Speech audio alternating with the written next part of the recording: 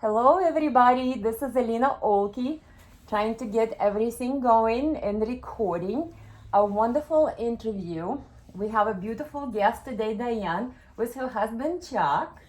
Moral support here. Yeah. And I'm looking forward to speaking to Diane about her life story. I just mentioned to Diane that I have been privileged to meet so many wonderful, beautiful, amazing people on my life journey in the Southwest Michigan since I moved from the area of Ukraine, former Soviet Union, to this area of Michigan over 20 years ago. So it is my absolute privilege to bring you some of the interviews, life experiences of this wonderful couple that I have happened to meet on my journey, and hopefully we can shed some light on the mysterious life of Diane Koenig here. I know she's very accomplished, and it'll be my absolute pleasure to introduce Diane and Chuck today. So let's see what we have. I have some questions for Diane. All right. Say hello to everybody. Hello. I have one of my first questions I would like to ask Diane is, how did she come about to live in this beautiful corner of Southwest Michigan? How did this work? Well, when I was born, it was my dad lived in Porter Township in Cass County, and but I didn't live with my dad and mom at first. My grandparents raised me my early years, and that was in northern Indiana, actually, on a farm. So I was a little farm girl. And then when my grandparents both passed away, I lived with my dad. And strangely enough, my mother kidnapped me and took me to California. Really? So you had been to I California? got to California, and my mother abused me.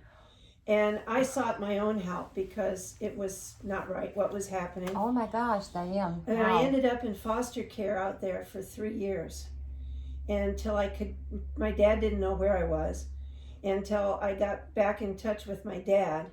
And then I ended up back in Cass County again. Wow, And what then- a story, all the way around the United Yeah. States and the back. So, and of course there I met Chuck. And I was 18 and he was 20. The knight in shining armor? Yeah, and we got Yay. married right away.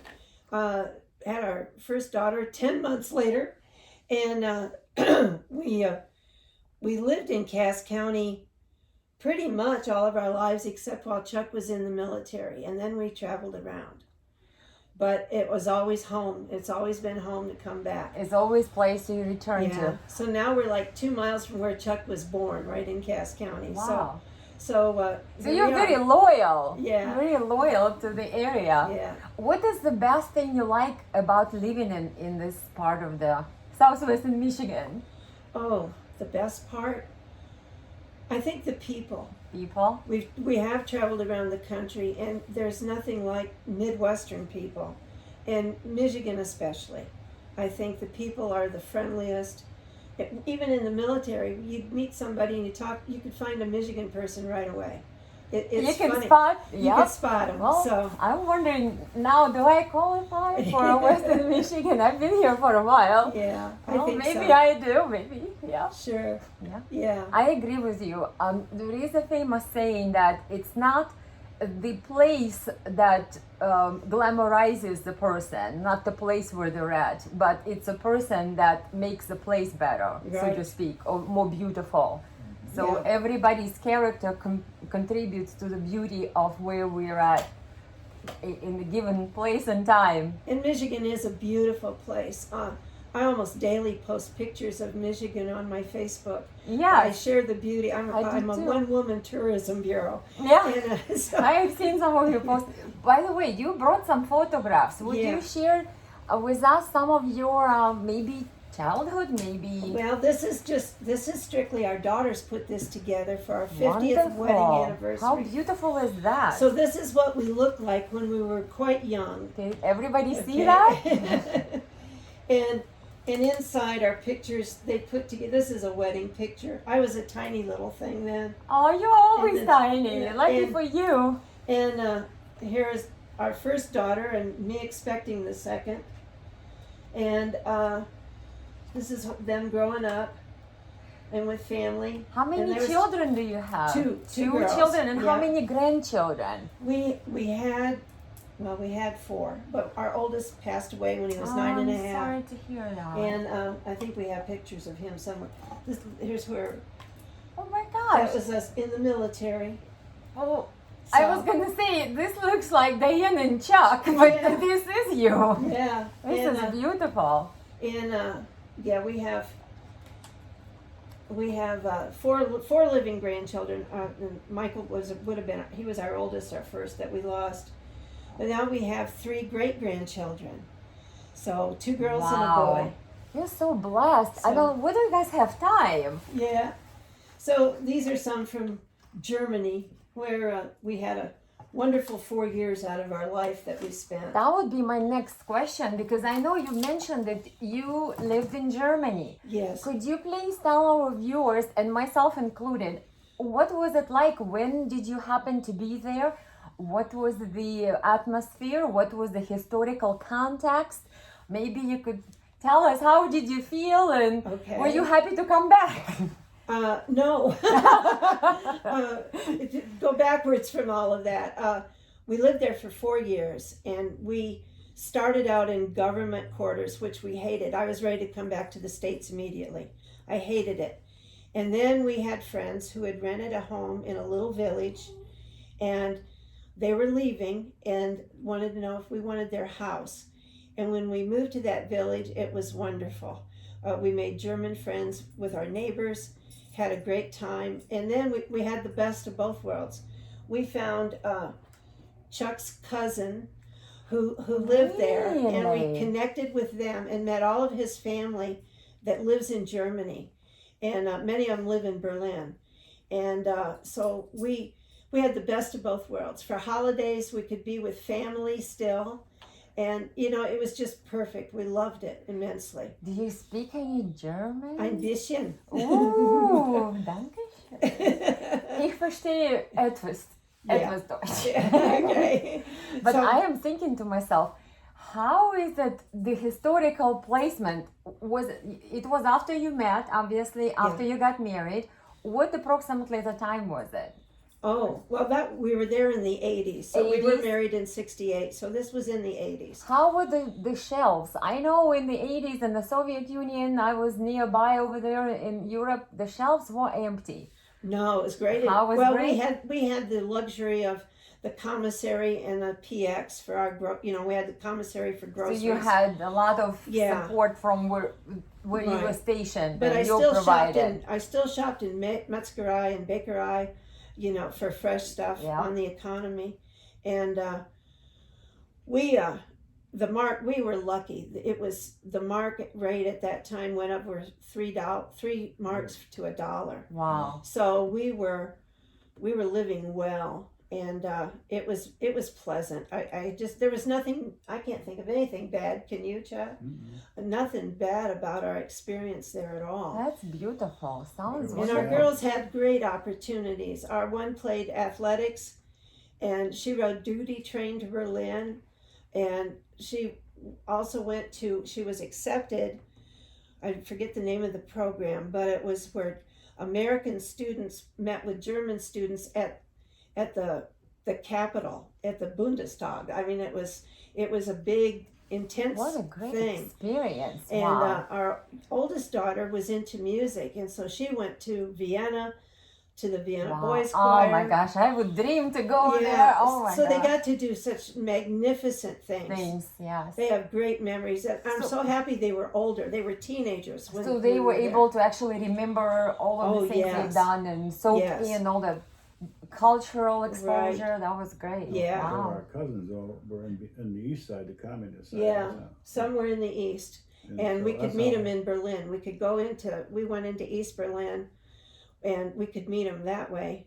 And But you were on the western side, right? Yes, So that's why But we your could go- shelves were not empty, just for those Right. who don't know the point of reference. But we saw what it was in You East Berlin. see what it's like. And we actually, we smuggled things to his relatives. Maybe we shouldn't Okay, have that on tape. cut this. Yeah. But there were things they did without so much that we could take into them, and but we saw firsthand, and so did our girls, and I believe that's what shaped us for today.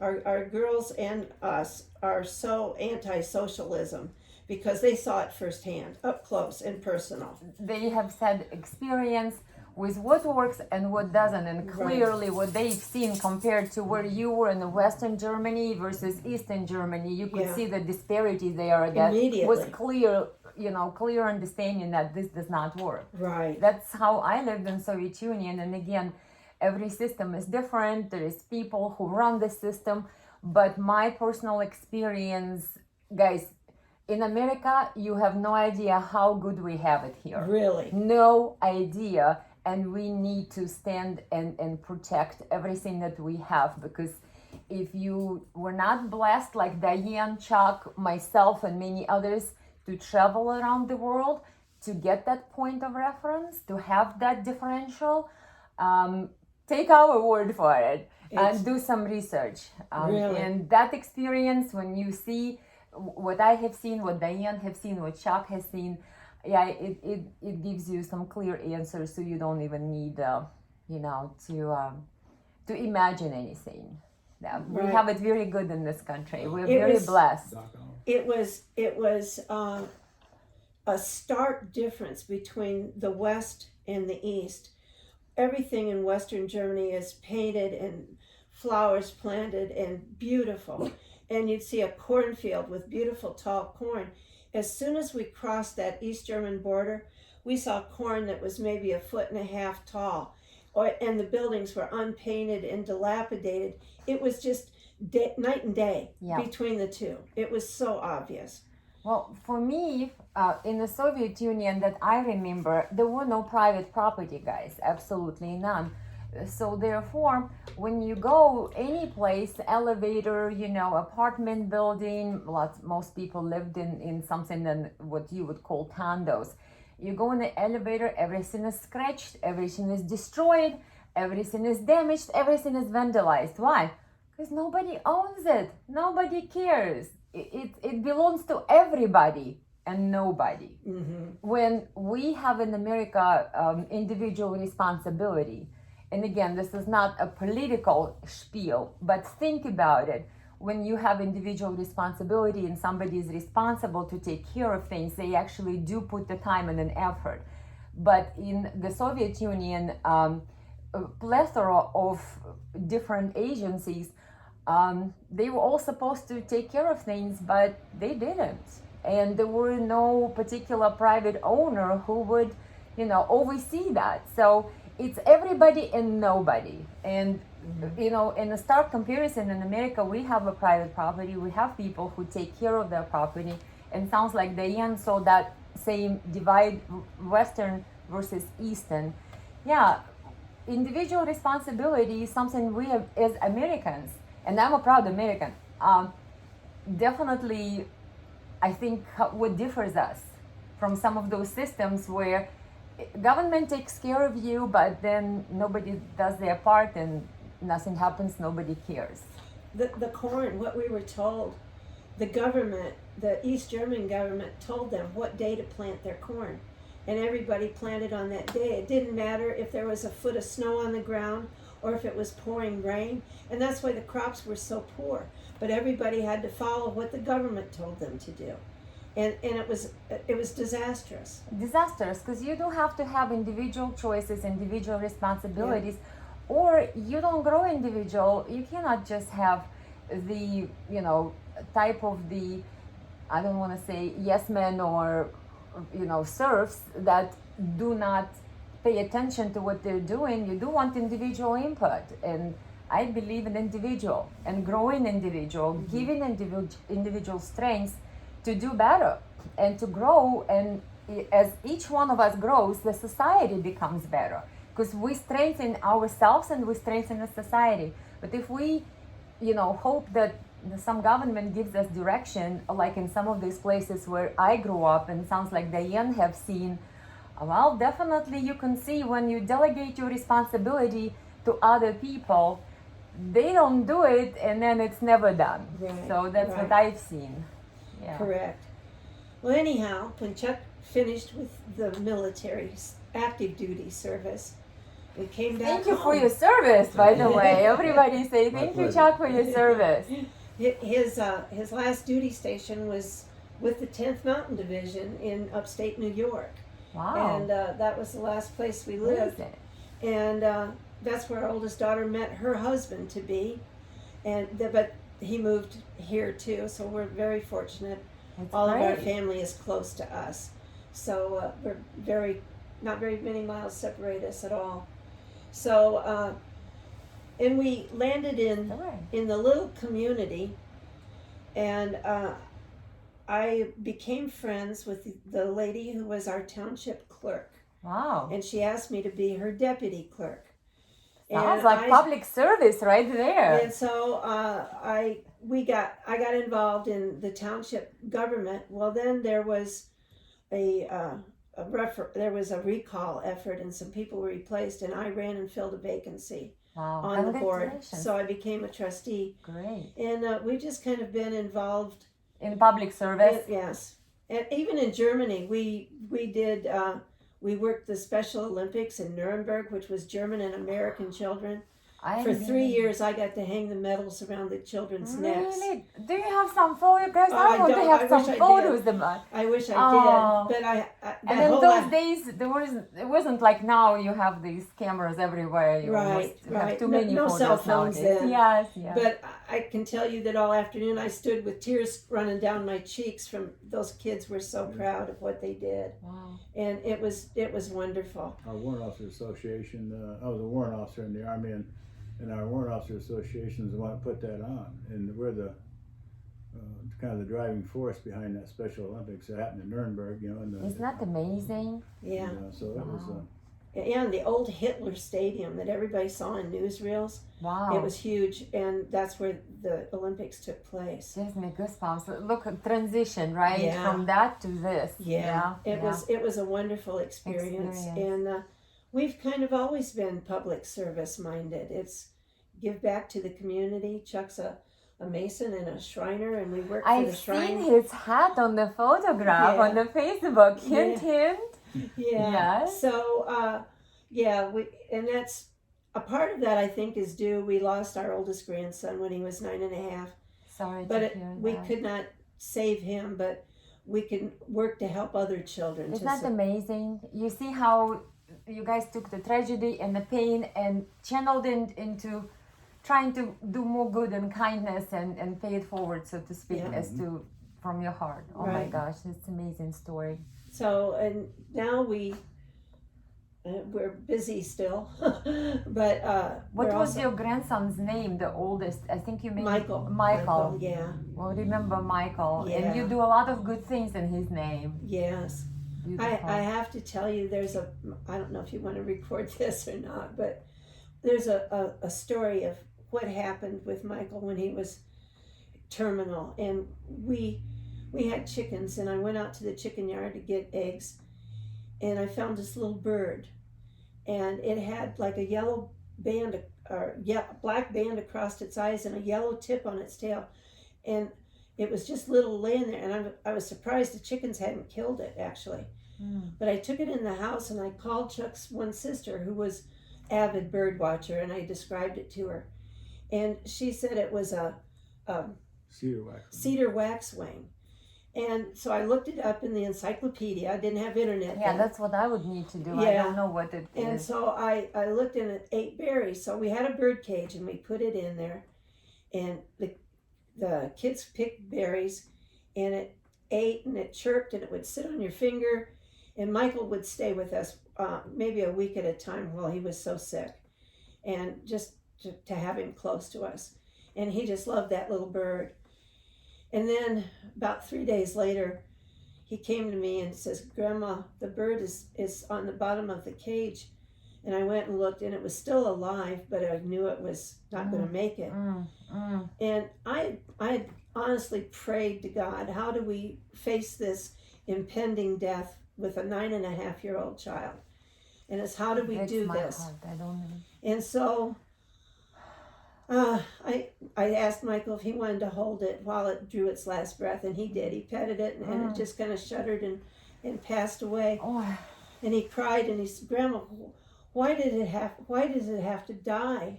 And I said, "Well, honey, all of God's creatures have to die." And he says, "But it's just a baby." And I said, I knew he wasn't talking about the bird. He was talking about he himself. was trying to find answers to this Right. entire why does life go? Right. And I told him my vision of heaven and what it would be, and we cried together and we wiped away our tears, and he was fine with it. He was the bravest kid I ever saw in my life. And he knew he was dying without us really saying so. And but he had you to comfort him, and this me just yeah. Well, I shared not this cry. story on the internet. Mm-hmm. And a woman, if you'd ever heard of a charity called Heifer International, No, I haven't. it's No. it's an international charity. They buy livestock for people in poor countries, and instead of them just feeding them, teach them to raise like chickens and gather the eggs, and a male and female of whatever to breed their own livestock to eat. And some church groups from America go and build pens and things for them.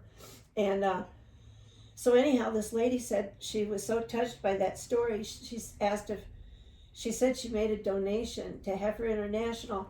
She wanted to make one, and she says, "Do you want a bred heifer or a flock of chickens?" Because we raise cows at the same time. And so she related to that, and I'm like, well, flock of chickens is fine. I got notification from Heifer International. She did both. Wow. In Michael's memory. And the following year, she donated what they called the knitting basket. It was 2 llamas, 2 sheep, and 2 goats. Oh my And gosh. it's like all in Michael's So memory. they were touched, and in his honor, they kept doing good And it things. affected somebody on the other side of the world. You just don't know how these things are intertwined, Right. and the grief and the loss and the pain, and then how you're able to transform it into somebody doing good things for other people. This Right. is just That they don't even mind-boggling. know. They don't Yes, even know they don't even know. who the recipient is, really. But it was Michael's short life actually touched other lives It is. around the world. So Somebody said it's not the amount, something about amount of the time, but amount of breaths you take, something about that. It's the quality of our life. Right. Sometimes we're not given a lot of time.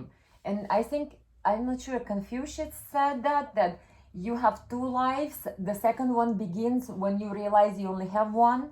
In other words, we don't know our time, so each day is precious. right. And each day we should try to do as much good, as much greatness as possible, because we don't know if there is another day to do that. To be Right. kind to somebody, to show your love, to show appreciation. Gosh, this is just such a special story. I didn't realize that you went through the grieving process and tried to sort of transmute it into doing good Right. things for the community, for other kids Yeah. around the world. And wow. Yep. So That brings me to a lot of my other deep Okay. questions. All I right. hope the camera just still rolling out let me there. take it. So Diane, on this note, I asked some of our guests some questions, and maybe you could have your perspective on the question from the viewers I received. Is there a cure for broken heart? Is there a cure for living through the tragic event that you have no control over? How do you find peace? How do you find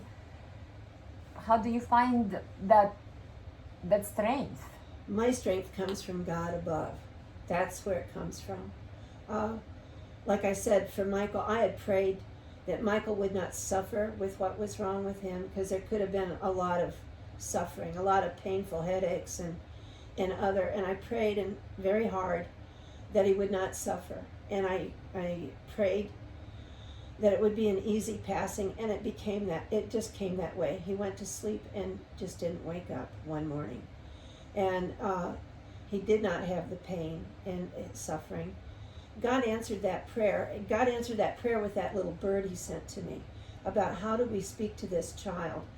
And I've had a lot of answered prayers. I had a very rough childhood, and in foster care is not a picnic. It's you're abused for the second time, actually. And I really think my faith in God is what's brought me through everything. Even now to just this week, finding out that my lung cancer seems to be kind of licked, at least for the time being. That's a great And news. it's just, yes. it's amazing. And I believe I had a lot of people praying for me, and not just me myself, but we have a church family and a lot of other people that, and I really believe not many people beat lung cancer. This is And something. so yeah. there's the strength. There is a strength. And Diane, what would you give as a form of advice on somebody who may be going through the difficult time, through something that they have no control over? What would you, Find a church family, find a place to belong, get your support from people who care, and there's a lot of whatever your faith is.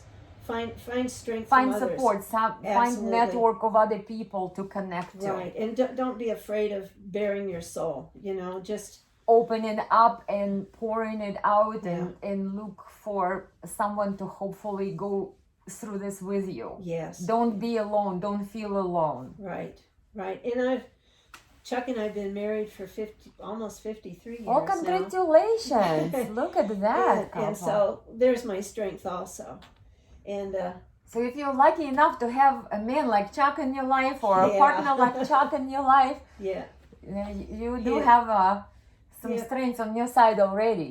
yes. But you're right. Don't be shy. Don't feel like nobody wants to hear about your problem. Try to reach out to others. Diane had Yeah. some good words of wisdom there. You're not alone. There is somebody who cares, and somebody you know through your work, through your network of people that you know, Right. to find that support. Yes. I want you to move a little bit more this way so we Okay. can see you a little bit Okay. better. Yay! Well, let's do. Move your chair over there. You can come this way. No, I'll that's get fine. out. That's You fine. can You're get fine. out. You're right there perfectly. Let's do some other interesting questions. Of course, I'm not going to have the question is how is your dating life? That No. is that will be for somebody Yeah. else. But I do have a good question. For example, if you can remember people who were kind to you when maybe they didn't have to be, was there anyone like that special who believed in you that you happen to think and be grateful of in your life, and somebody who was this guiding light or a strength, and somebody who made a difference when they did not have to even care? Was there something like that? Well, right offhand, I can't really think. I believe my earliest years, my grandparents raised me. They brought me up in a church, and of course I felt a lot of love from both of my grandparents, and I think that's where I just kind of learned, somehow it got ingrained in me, of that you work for what you need, and you kind of have to pull your own self up by your own bootstraps, so to say. And because my young years were just pretty bad, and so I can't, other than after I lost both of them, it was kind of a topsy-turvy world. And I believe I had a teacher when I was in the worst that actually helped, and I went to her when I was being physically abused, and she's the one that called in authorities. And Wow. and I think she cared, and she didn't have to either. That would probably be the one That was person. the person. Yeah. Wow, I'm so glad you shared this. It just gives me goosebumps. I mean, I don't know what happened, but it sounds like there was a physical abuse, and there was a person who actually didn't really have to step in, but they did, and Right. it saved you in some way. You look back in the 60s, people pretty much, there wasn't as much emphasis as today about looking out for abused children. It was pretty much everybody turned a blind eye to it. and she didn't. So I can, That's wonderful. That's great to know. yeah. It's wonderful to have people like that. I think this is just beautiful. A lot of people back in the 60s, they just didn't want to get involved, you know. Nobody wanted to Right, be the first one to. right. So it's pretty much thanks to her, because I went to her looking for help because I knew what was happening to me was not. I think I'm very lucky in that respect. Some children that grow up with abuse, that's all they know.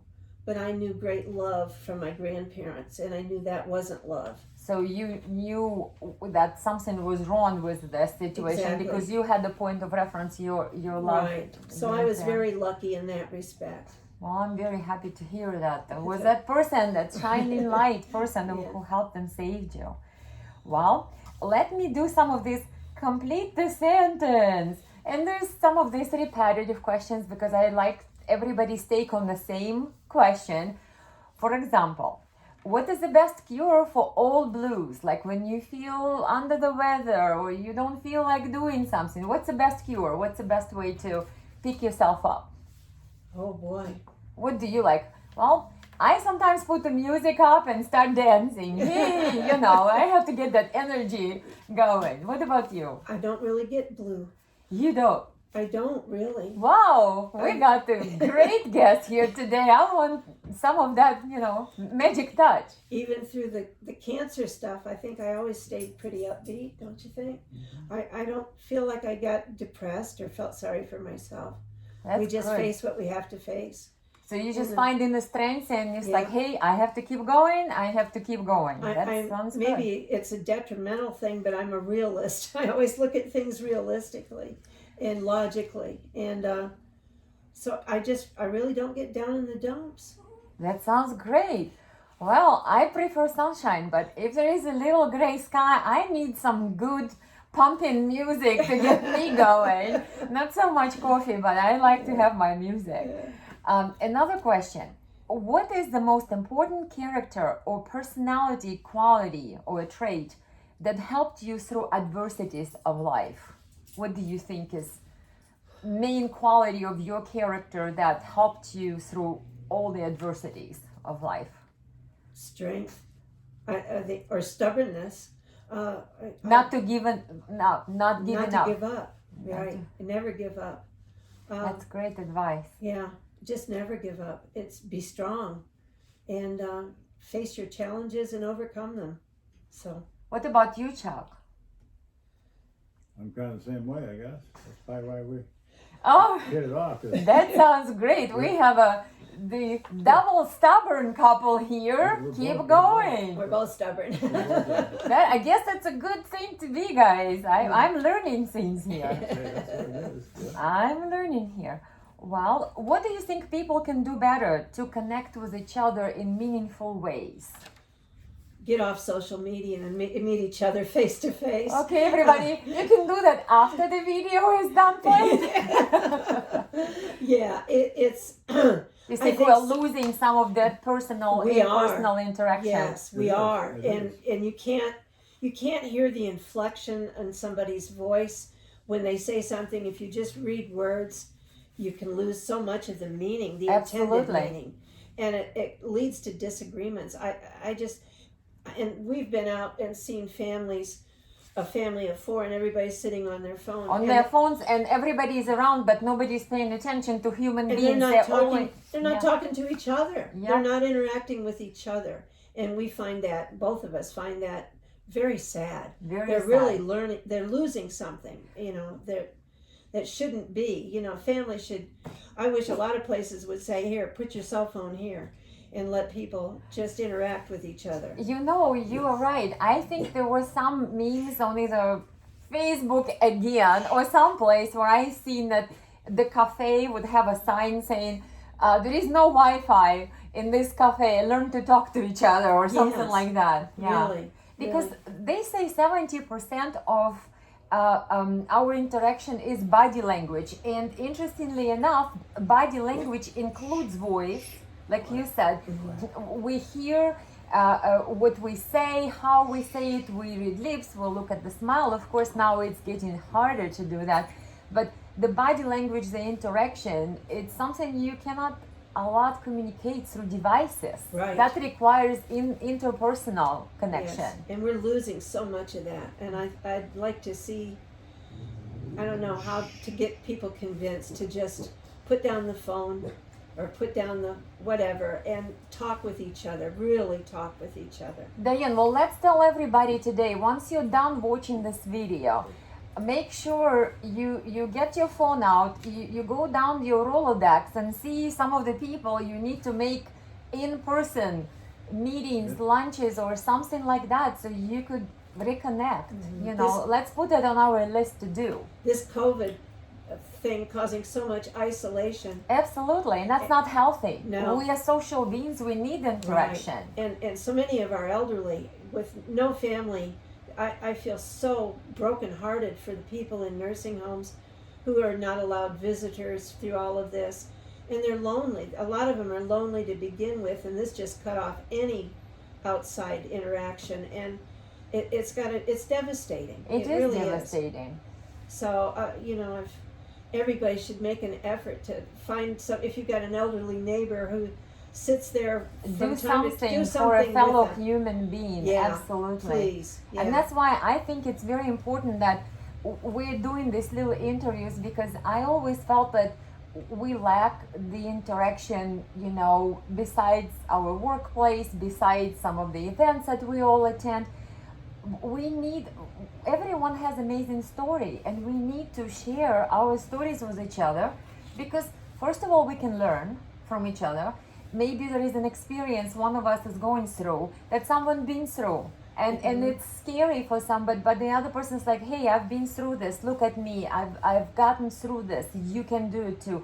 I think it ministers to ourselves and others when we try to sort of share our human experience with each other. Yes. I think that it's very valuable to me personally. I find it fascinating. I think each life story is just so unique.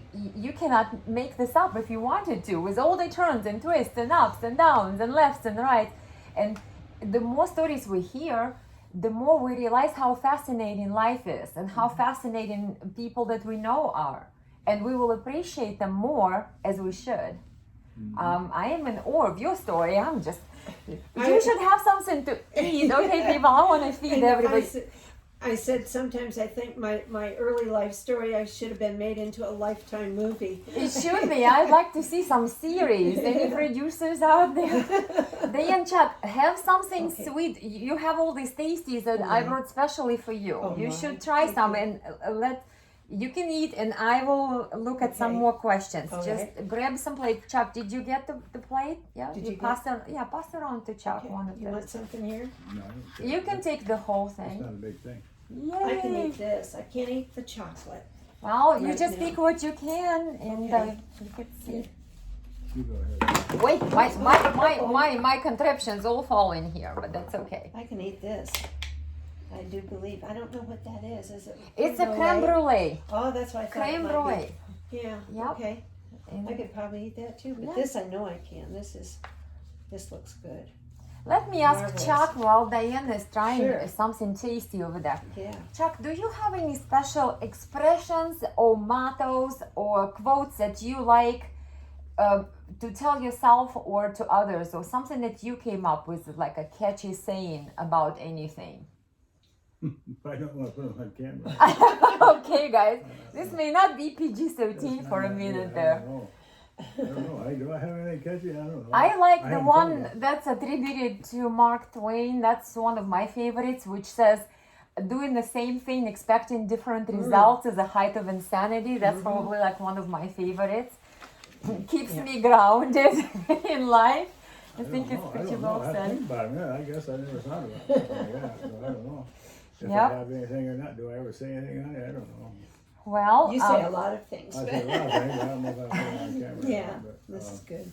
I guess I don't have anything really, any kind of models or anything like that. let me ask you a blitz of some of these questions.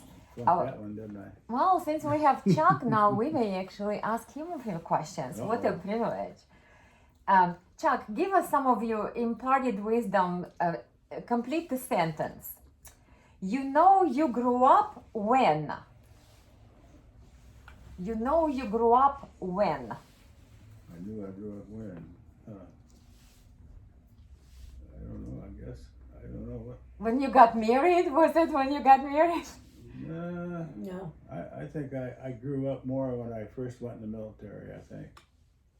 That's think good. they do a lot of things that, even though it's tough and going through basic gives you time to think about your life a little bit. And I think I came back from basic training and school a little bit more sophisticated or more growed up. I think So the military is a good school for building a character. I think so. I think that's what I can contribute that to. Sounds pretty good. Let me ask you a question to complete the sentence. Forgiveness is. Forgiveness is Anything. Complete however you want to complete that. Forgiveness is. accepting, I guess, what people are, what people do. Sometimes having a good idea of what, sometimes people say stuff that's has a meaning to it. I mean, I guess it's what you got to be able to forgive those kind of people. For sometimes you got to understand what they did and why they did it. I guess This is acceptance. acceptance. Yeah, there you go. Acceptance. That That was the sounds word I very was kind good. of fishing for, but I didn't find. Well, let me ask Chuck. We're going deeper, guys. We're diving. The most important lesson in life for you, Chuck. The most important lesson in life. Still learning, still getting that lesson, still trying to figure it out. Yes. Still trying to figure it out. I guess. Rephrase that question again. I mean, ask me that question The again. most important lesson in life is.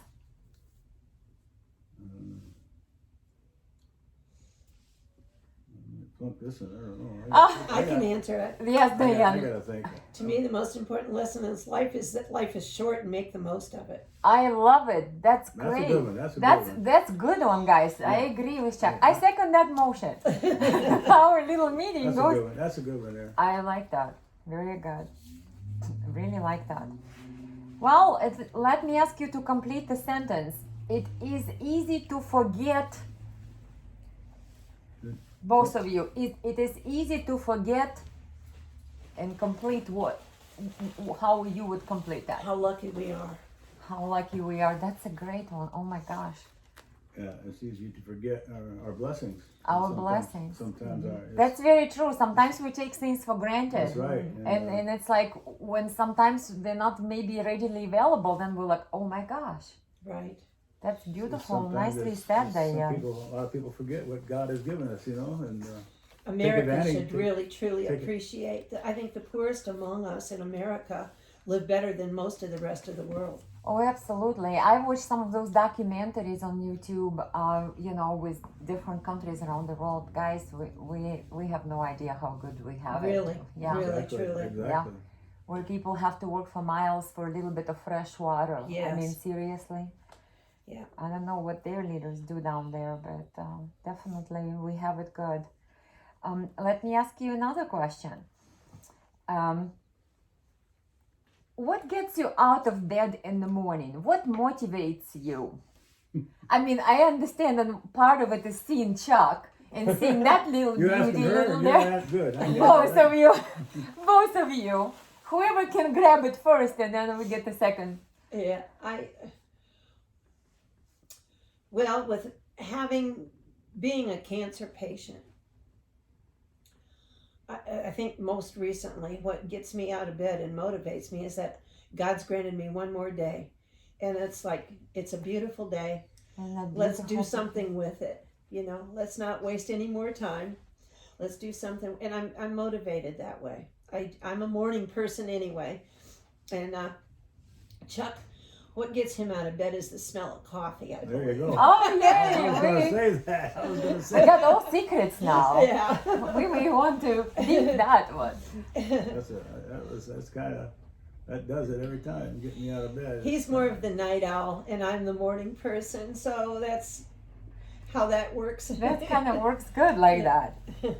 Well, let me ask And another question, deep and loaded question. Okay. What was the hardest to overcome in life? And the reason I like to ask this question is because maybe there is somebody out there who seems that they're going through something, really tough. But hey, guys, we can do it. We can get over it. Boy. What was the hardest for you to overcome in life? And obviously you did overcome that. But what was the hardest? The hardest was our grandson Michael when he was dying. That really was the hardest. Yeah. I grieved. I cried every night for months.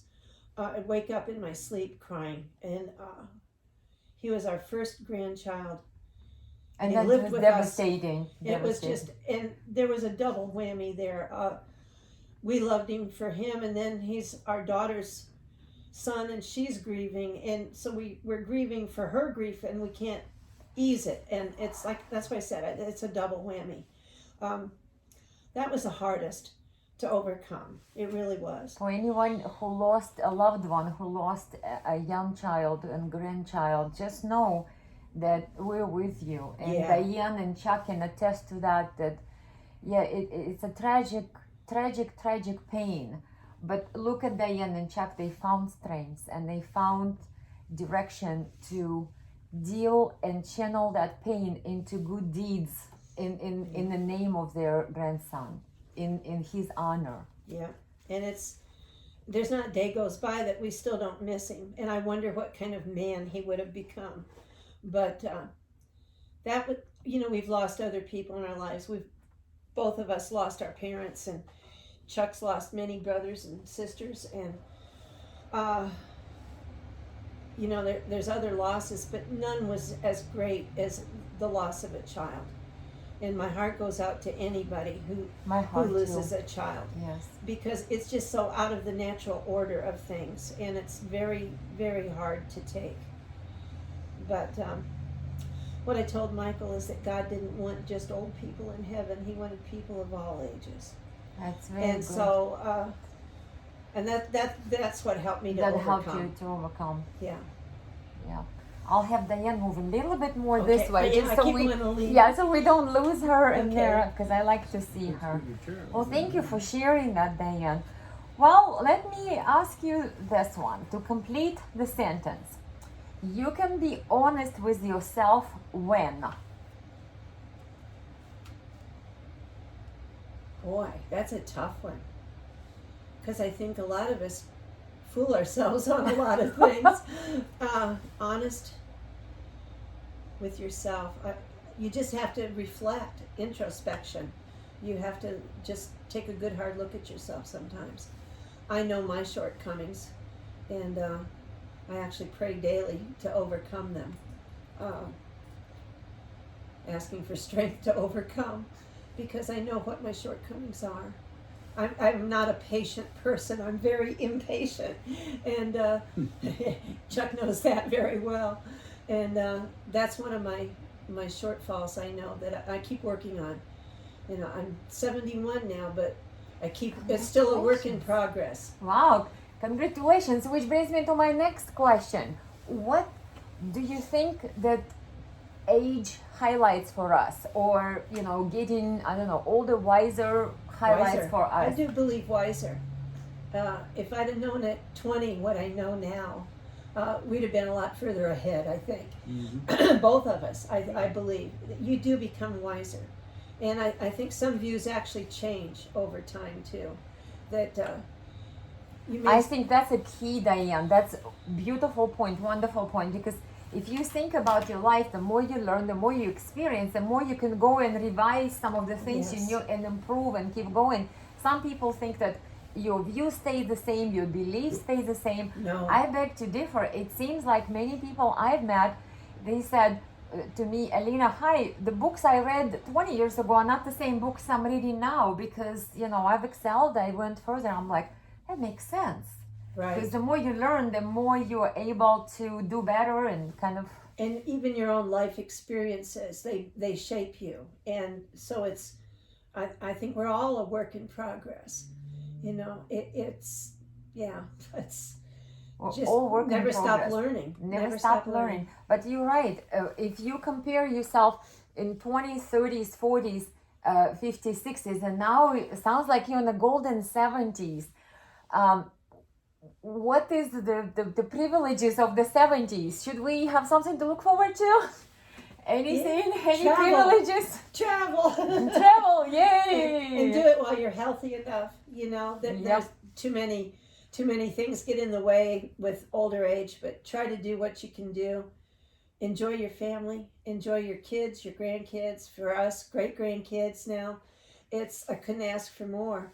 So it is a blessing, older age. It really is.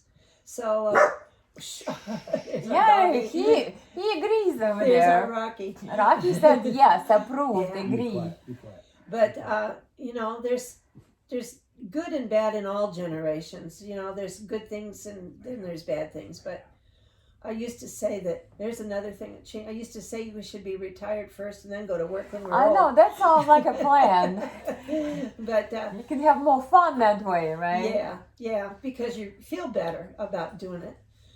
I can't go on a big nature hike anymore, you know, but I wish I could. But there's a lot of things to enjoy at our age, and we've traveled around the country, different places, and enjoy and we really have traveled Michigan a lot, and we still want to do even more. And I highly recommend that.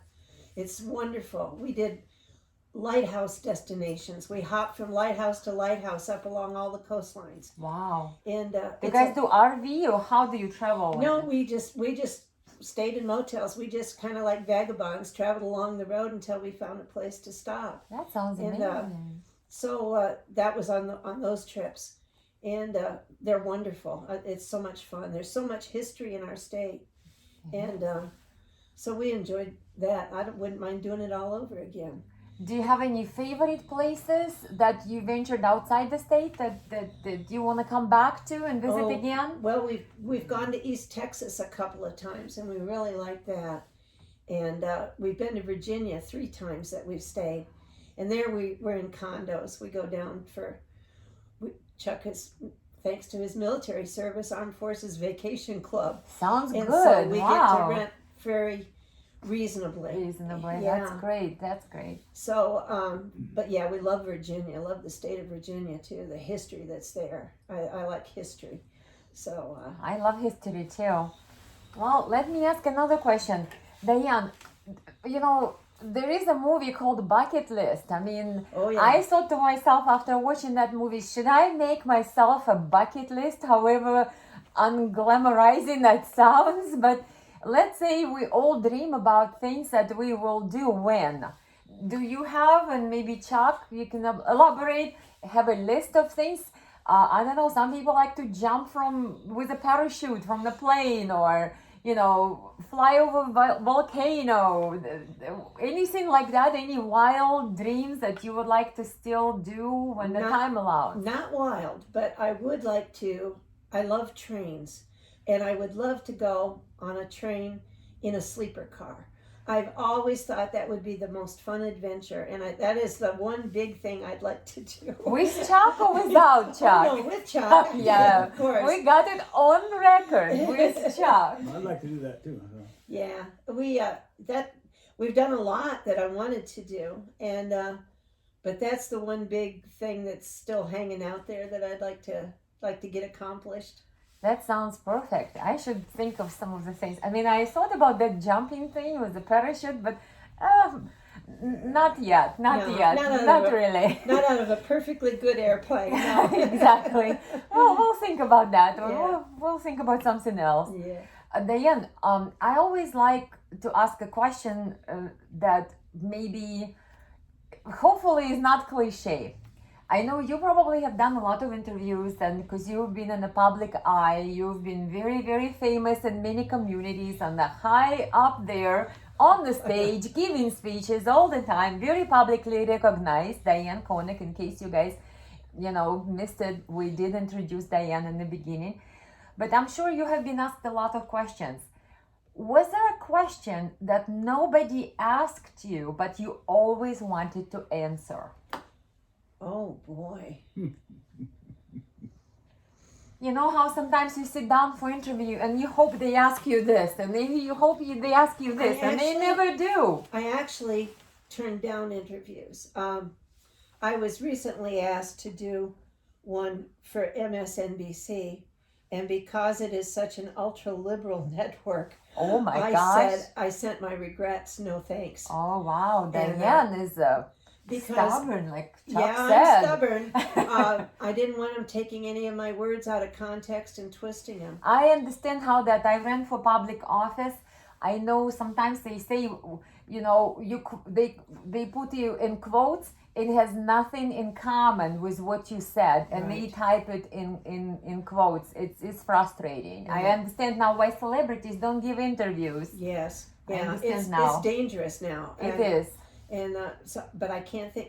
I'm a very open person. I'm not very secretive. I think I'm pretty much an open book. A lot of people know a lot about me, but And I can't think of anything that somebody had ever wanted them to ask. Oh, well, let's finish up on the good note, on a positive note. And let me ask Diane, any top three wishes if you had that magic power of making any wish come true that you can just say and it's done? I mean, I know we all want world peace. I know that one. So let's do anything beyond that. Any three wishes that if you had the ability to make things just immediately come true, what would those things be? I don't know if I should say it.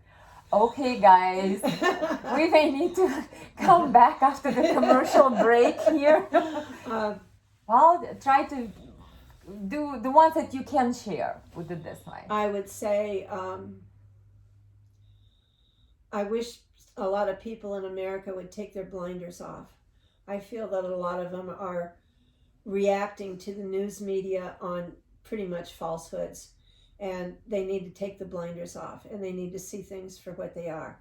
So if I could wave a magic wand, I would open their eyes and their ears and their hearts. So they could see the Right. real picture out And there. really hear the truth and then feel it in their heart.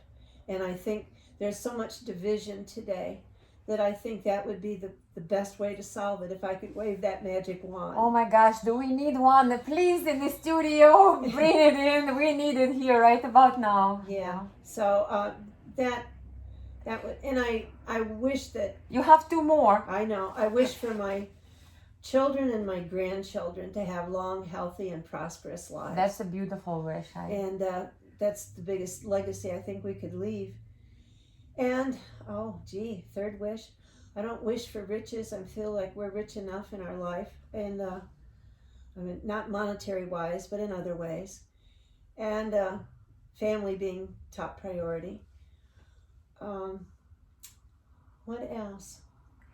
I don't can know. see I Diane can't is think not of it. selfish. She did not wish anything for her personal self. Everything is for other people. Everything is for betterment of the humanity. I can see that. Yeah. Well, and a third wish, I wish Chuck outlives me because I don't want to be without him. Oh, Chuck, how do you feel about that? I don't know. It's That's interesting. Oh my gosh, I don't know what to say, guys. For the first time, I don't know what to say. I don't either. I mean, I don't know. Well, I think we should pause here and just realize how much love is between these two. And it's just amazing to me. I feel like I'm basking in that love that they brought with them. So I think I might bottle it and save it for later when I need it. I've just enjoyed so much. We can keep talking, but I think we've been talking for an hour now, so we better have something to eat, and my coffee is probably cold. So we're gonna do some of that, and we want to leave you guys with some very positive notes and give you big hugs over there. And just remember, be kind to each other, extend your humanity, reach out, talk to somebody. If you can meet in person, go meet that neighbor, say hello, check upon them, right, Diane? Yes. Would you say a few words before we finish the broadcast today? Just what you would like the viewers to maybe do, or I think it goes back, it's old and it's so true though, is do unto others as you would have those others do unto you. golden rule. The golden rule. And that, if everybody lived by that standard, what a wonderful world it would be.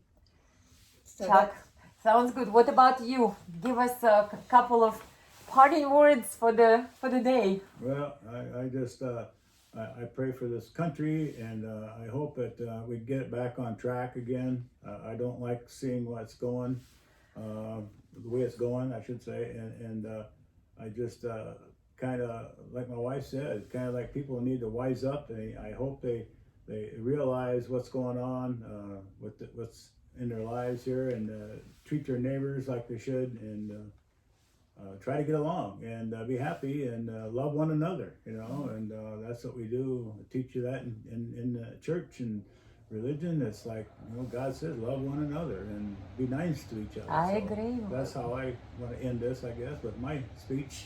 Yes, I like that. I think that the important part of us getting together today and coming to bring in this messages to you is, hey guys, everybody out there, we care, we all humans, and we need to stay in our humanity and stay true to ourselves. Yes. Reaching out to each other, trying to communicate, trying to meet, trying to embrace each other. And this is the only life we have.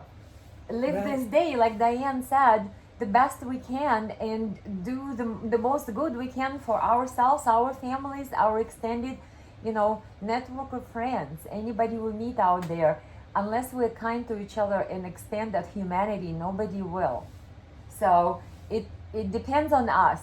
So let's do that, and let's make sure once you're done watching this video, you actually reach out to some of your friends and your Yes, family please. and connect. And remember to put that phone down when you're in the presence of another human being. Try to connect in meaningful ways. Right. Try to share those experiences like we did today, and hopefully we inspired you to do that. That would be my wish for today. Okay. Yep. Good. So everybody wave. Okay. Bye. Everybody wave.